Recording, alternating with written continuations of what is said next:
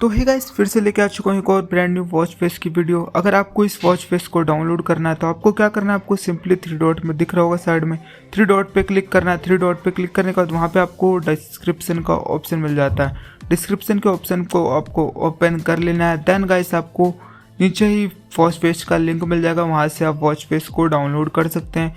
बाकी बात डाउनलोडिंग में कोई इशू है तो नीचे कमेंट कर सकते हैं या इंस्टाग्राम पे डीएम कर सकते हैं। और गाइस आपको जो वॉच फेस को इंस्टॉल नहीं करना आ रहा तो जस्ट उसी के नीचे आपको एक वीडियो मिल जाती है how to install watch face, तो आप उस वीडियो को भी देख सकते हैं। उस वीडियो को किसी भी पार्ट को मिस मत करिएगा वरना आप वॉच फेस को इंस्टॉल नहीं कर पाएंगे। तो बाकी बात, अगर आपको ये वॉच फेस अच्छा लगा तो गाइस इस वीडियो को लाइक कर सकते हैं आप।